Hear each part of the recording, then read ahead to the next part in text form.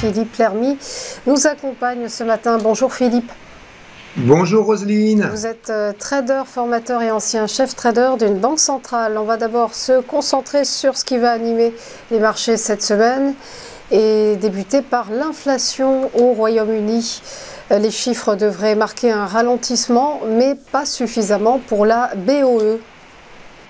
Oui, en effet, les économistes anticipent donc une inflation à plus 4,4% donc pour novembre contre plus 4,6% le mois précédent. On aurait aussi l'inflation alimentation énergie qui est attendue à plus 5,5% contre plus 5,7% le mois précédent, ce qui est évidemment encore trop élevé pour la Banque d'Angleterre. D'ailleurs, cette dernière a indiqué que le ralentissement récent n'a pas été dû principalement à la politique monétaire, mais plutôt à des facteurs exogènes, et que les effets de second tour, donc sur la spirale prix-salaire, sont longs à se dissiper. Donc on a une inflation sur les services qui est nettement trop élevée, elle est à 6,6%, alors qu'elle est à plus 4% donc en zone euro, et c'est un des trois indicateurs donc privilégiés que la Banque d'Angleterre surveille. L'inflation sur les services, elle s'explique entre autres par la hausse des loyers, un secteur qui est peu réglementé donc en Angleterre comparé à l'Union européenne. Et le souci dans ce secteur, c'est que la rareté de logements disponibles fait que les prix des locations au Royaume-Uni ne sont pas prêts de baisser rapidement. Donc voilà, le ralentissement de l'inflation devrait donc être moins marqué que la surprise donc du mois précédent. On poursuit avec la confiance des consommateurs aux États-Unis, la confiance qui devrait s'améliorer.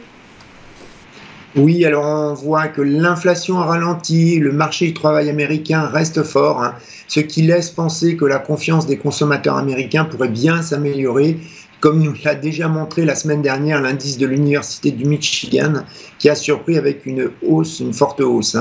Donc Bloomberg attend pour ce chiffre un indice à 103,4% pour décembre, contre 102 pour le mois dernier.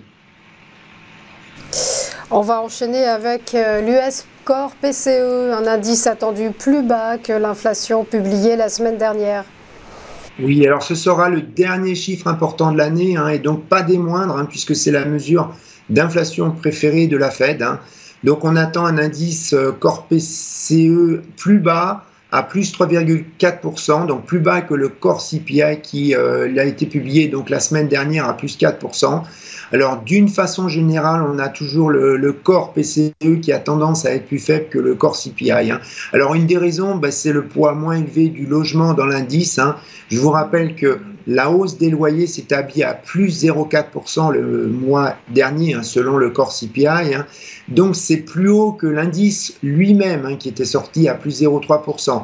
Donc on devrait avoir ce phénomène moins marqué sur le Core PCE.